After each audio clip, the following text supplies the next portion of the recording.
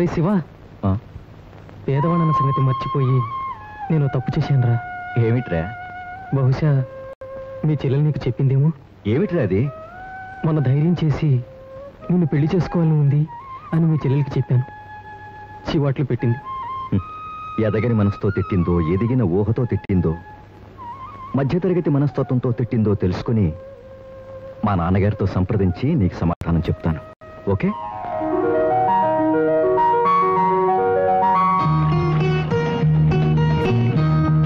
శేషు, మన సంగతి మీ అన్నయ్యతో మాట్లాడావా?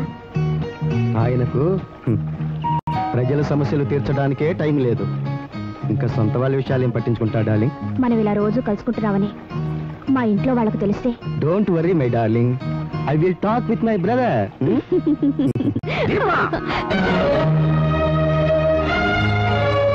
శేషు, మరోసారి నా చెల్లెలతో కనపడ్డావంటే నీ పేగులు తీసి నా సైకిల్కి చైన్ గా వేసుకుంటాను. జాగ్రత్త.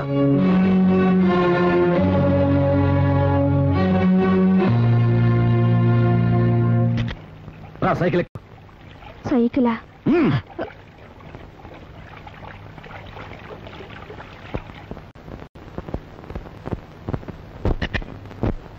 వెళ్ళు.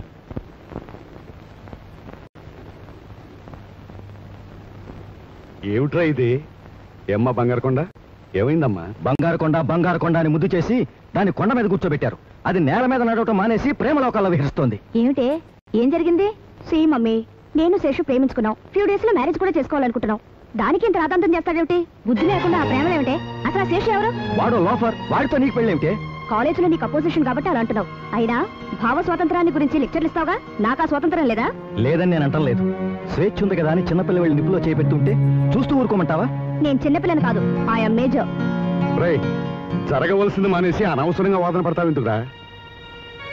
అమ్మా బంగారుకొండ, అతను నన్ను పెళ్లి చేసుకుంటానని ప్రామిస్ చేశాడు డాడీ.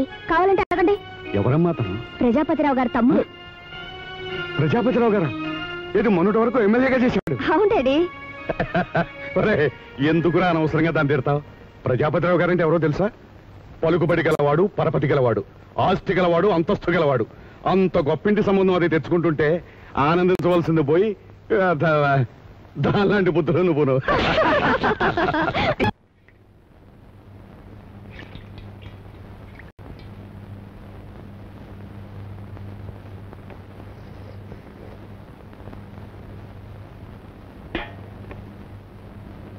ఏనాటి రుణం తీరుస్తున్నావమ్మా? ఇది రుణం కాదండి, సాటి మనిషి పరిస్థితిని అర్థం చేసుకుని సహాయపడ్డా.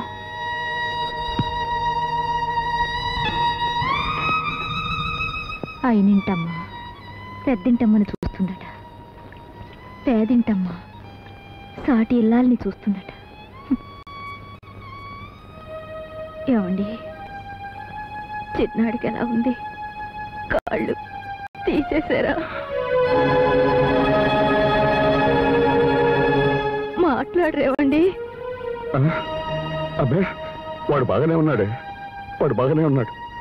పైగా అది గవర్నమెంట్ హాస్పిటల్. అక్కడ బాగా చూస్తారే, బాగా చూస్తున్నారు కూడా. నువ్వే కంగారు పడుకో, పడుకో, పడుకో.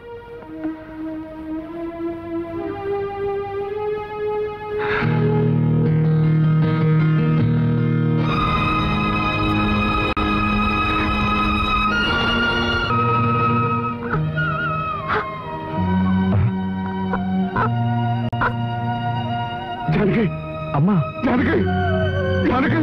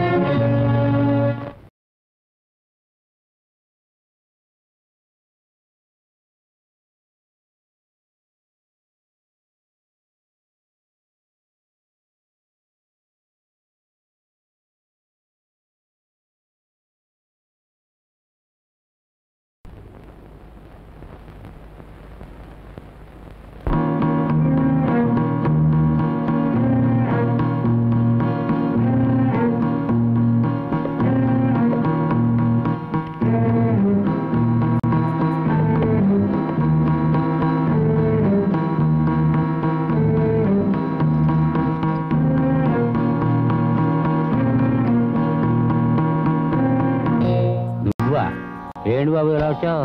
నాకు డబ్బు కావాలి. నా బాబే, ఏదో అమ్మని అన్నం పెట్టమన్నట్టు పెళ్ళాన్ని కాళ్ళు పిసుకమన్నట్టు ఎంత తేలిగ్గా అడిగావయ్యా డబ్బు. మా అమ్మ చావు బతుకుల్లో ఉంది. నాకు వెంటనే డబ్బు కావాలి. నువ్వు ఇస్తావా? నేను తీసుకువెళ్ళాను. నీకు నేనెందుకు ఇవ్వాలి? మా డబ్బు ఇక్కడ ఉంది కాబట్టి అడుగుతున్నాను. మీ డబ్బా? ఏ తాలూకు బాబు? నా చెల్లెలికి నీ తమ్ముడి చేత 3 ముళ్ళు వేయించినందుకు నువ్వు తీసుకున్న 50,000 కట్నం. అది లాంఛనం కింద మా ఇంటికి చేరింది. కాదు, చట్ట వ్యతిరేకంగా నీ ఇంటికి చేరింది. మర్యాదగా ఇవ్వు. ఇవ్వకపోతే దౌర్జన్యం చేయాల్సి వస్తుంది. నేను పోలీసులు పిలవాల్సి వస్తుంది. పోలీసుల్ని పిలుస్తావా? పిలిచి ఏమని చెప్తావు? కట్నం తాలూకు డబ్బు అని చెప్తావా? ఏయ్, ఆగు, ఆగక్కడ. తలుపు తీ, మర్యాదగా తీ. ఏయ్, నవ్వు. ఎక్కడ తెచ్చారా? త్వరగా రండి. లోపల శంకరంగాడు ఉన్నాడు. తలుపు భద్ర కొట్టువాడిని బయటికి లాగు. పో.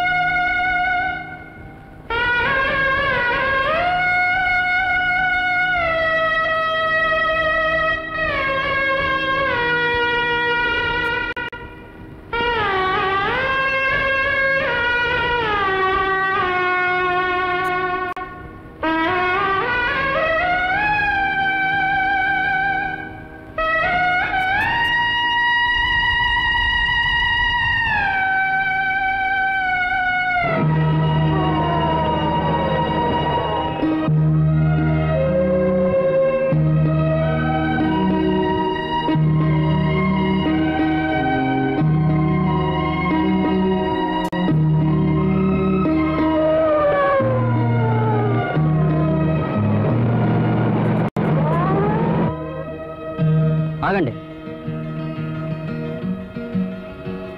Mister Shankar, you are under arrest. SI గారు, కన్న తల్లి తన బిడ్డలు తనను సుఖపెడతారని ఆశపడుతుంది. అది ఎలాగూ చేయలేకపోయాను. కనీసం ఒళ్ళకాటికైనా చర్చనేయండి. I'm sorry.